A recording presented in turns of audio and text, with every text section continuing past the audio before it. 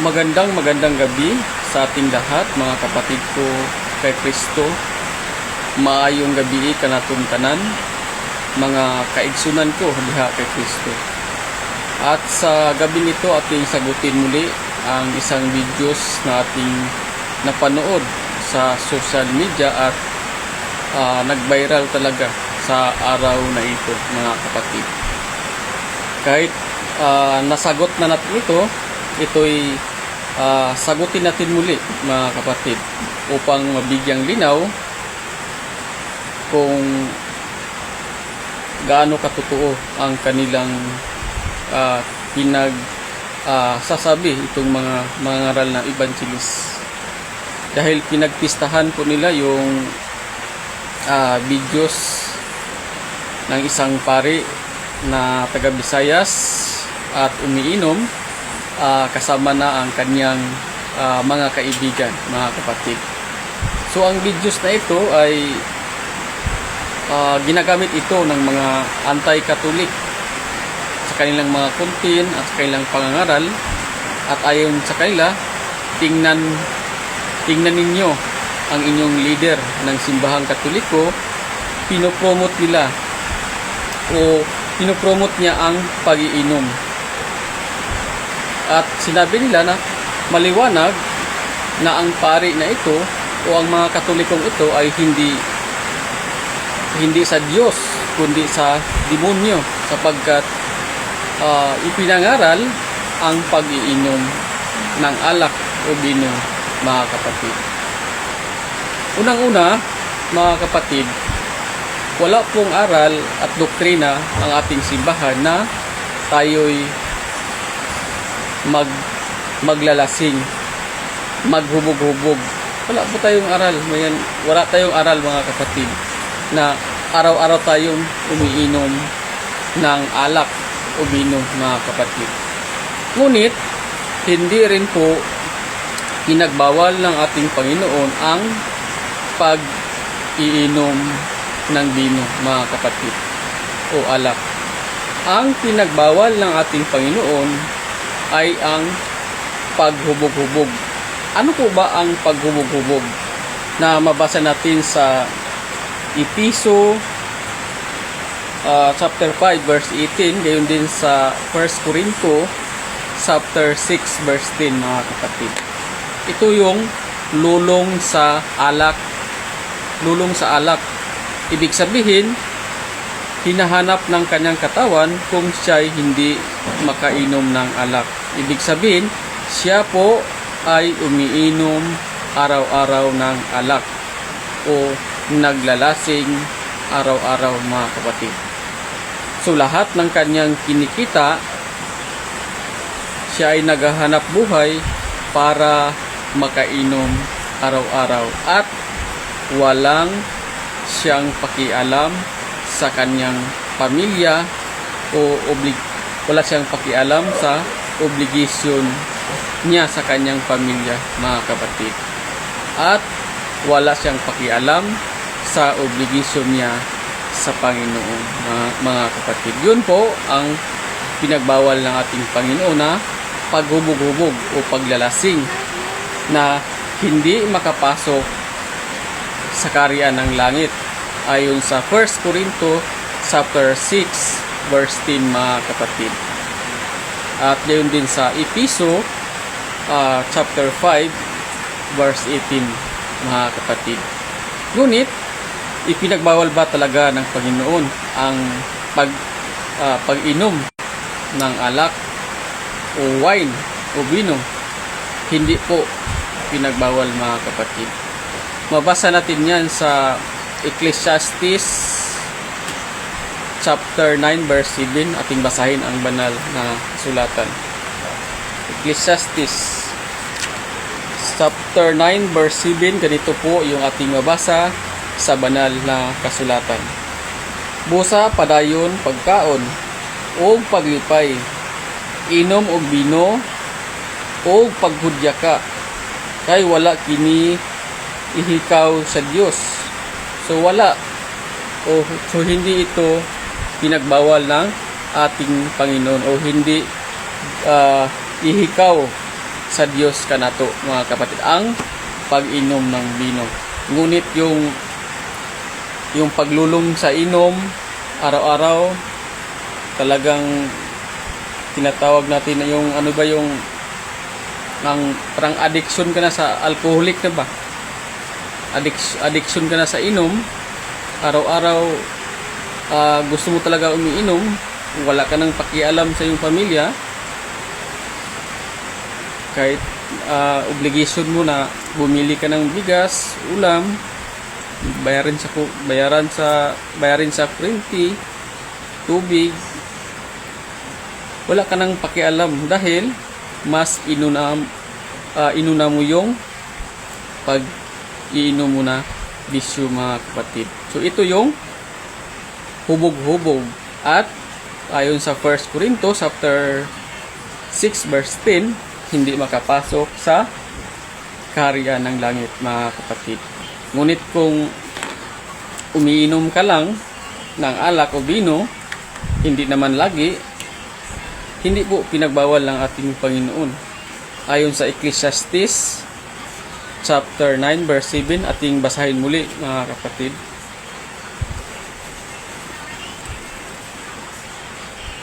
Verse 7: Busa, padayon, pagkaon ug paglipay, inom og bino, ug paghudya ka, kay wala kini ihikaw sa Dios.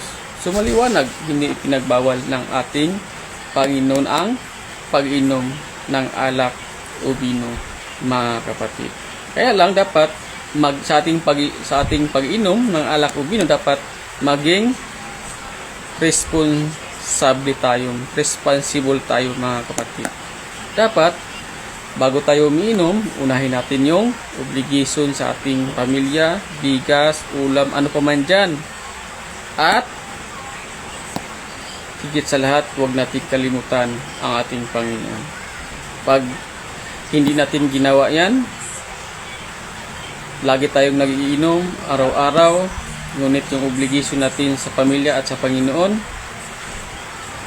hindi natin pinabayaan natin, tiyak hindi tayo makapasok sa kaharian ng langit, dahil lulong tayo, dahil ito na yung tinatawag na hubog-hubog mga kapatid. Dagdagan pa natin ng isang talata. 1 Timoteo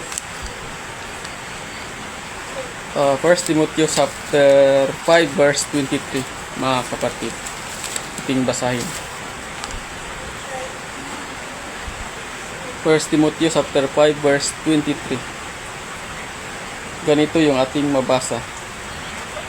Ayaw na pag-inom og tubig lamang, kundili inom usab og giyotayng bino, aron kahilisan ka pag-ayo, kay kanunay ka rabang masakit. So maliwanag, hindi pinagbawal ng ating Panginoon, kundi pwedeng inumin, ngunit yun nga, huwag araw-arawin, dahil magkasakit din po tayo kung araw-arawin natin. Ngunit kung paminsan-minsan lang, ito'y makatulong sa atin katawan para pangpalakas ng ating sikmura. 1 Timoteo chapter 5 verse 23, ating basahin muli sa Tagalog. Huwag tubig lamang ang inyong inumin, uminom ka rin ng kaunting alak para sa madalas na pagsakit ng iyong sikmura. So maliwanag, hindi ipinagbawal ng ating Panginoon mga kapatid ang pag-iinom. Kaya nga doon sa Luke at saka sa Matthew, dahil si Kristo umiinom ng alak o bino kasama yung kolektor ng BIR, ng tax. Anong sabi ng mga Hudyo? Tingnan mo ang taong ito, matakaw at lasinggo. So maliwanag, ayon sa sinabi ng mga Hudyo, si Kristo ay umiinom talaga ng alak mga kapatid. Ngunit hindi naman lasinggo si Kristo. kundi umiinom lang. So, itong mga taong ito o itong mga ngaral na ito na sinasabi na lasinggo daw tayong mga Katoliko, wala silang pagkakaiba sa mga Hudiyo. Si Kristo at tayong mga Katoliko, pinagsabihan ng mga taong ito na tayo daw ay lasinggo o palahubog o hubog-hubog. Kaya daw tayo ay hindi makapasok sa kaharian ng langit. Mga kapatid. So, hindi po yan totoo na porke umiinom ka, lasinggo ka na. Hindi po. Dahil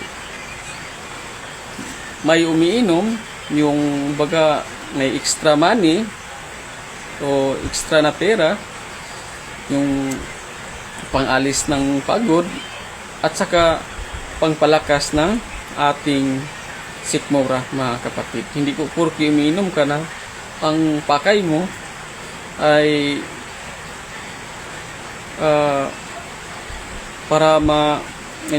para mapalayo tayo sa ating Panginoon, sa presensya nating Panginoon. Hindi porke umiinom tayo na tayo po ay maging masama. Hindi po yan, mga kapatid. Maliban lang yung mga taong talagang lasinggo, itong palahubog o hubog-hubog. So, sa kanila yun. Yun ang pinagbawal ng ating Panginoon. Yung sobrang pag-inom-inom. Yung lulong na ba? Lulong sa inom. Yun ang pinagbawal ng ating Panginoon, mga kapatid. Kaya,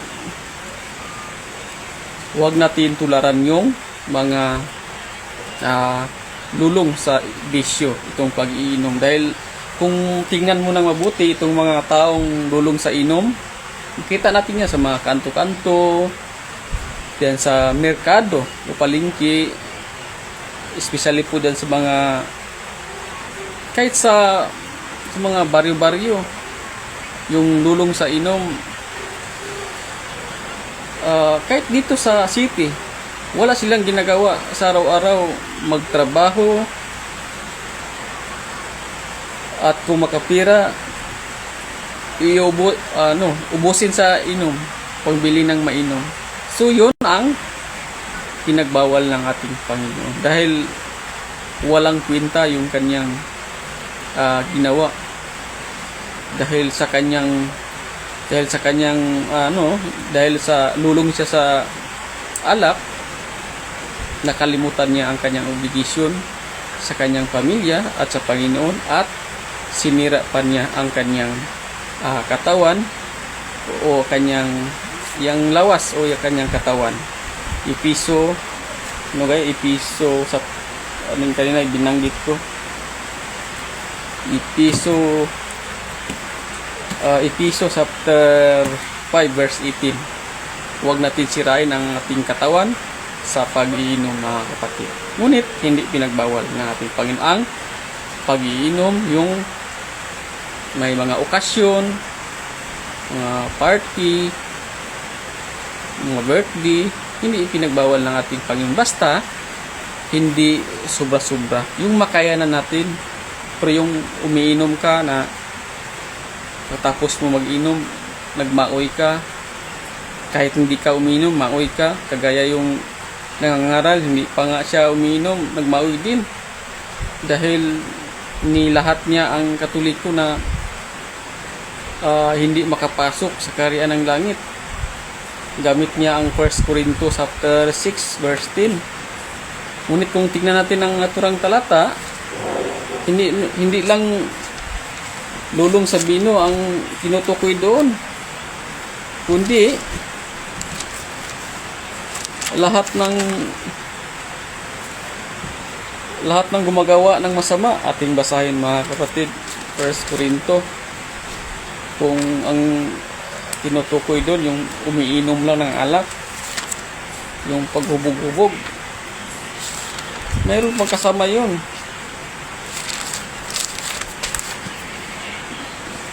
6 verse 10. 1 Corinto chapter 6 verse 10. Ganito yung ating mabasa.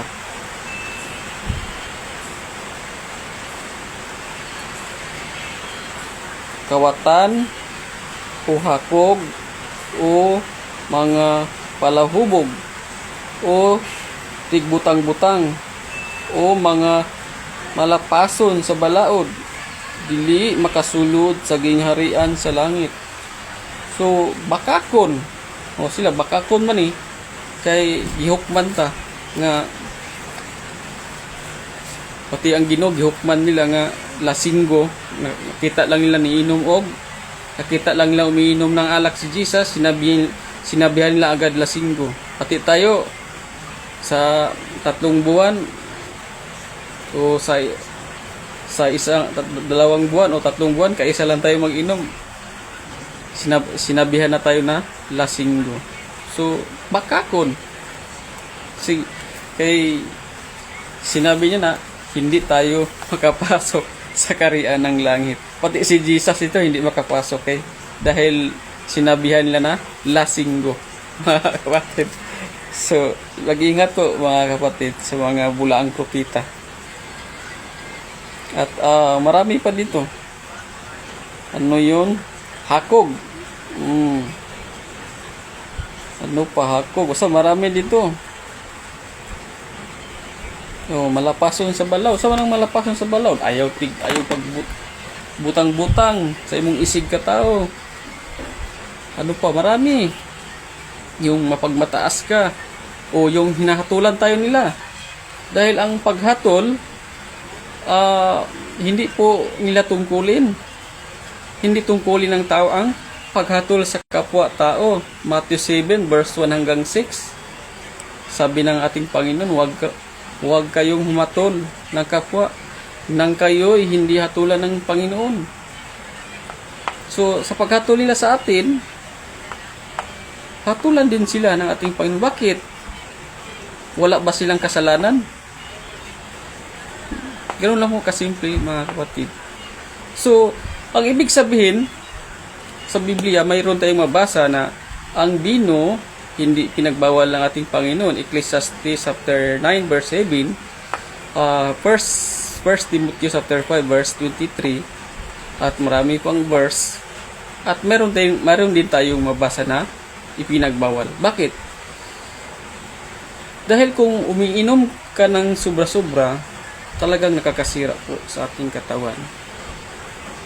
Dahil lulong ka sa inumin, sa alak, wala ka ng matino na pag-iisip. Dahil wala ka ng pakialam sa responsibilidad natin sa ating pamilya at sa Panginoon. Dahil yung pira natin, naubos natin sa inom. Yung mga araw-araw umiinom sa kanto,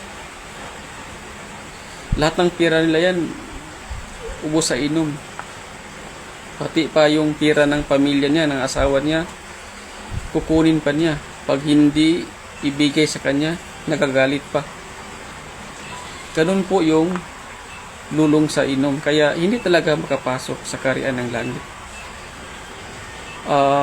Pinopromote ba ng simbahan o simbahang Katoliko ang pag-iinom ng alak? Hindi po mga kapatid.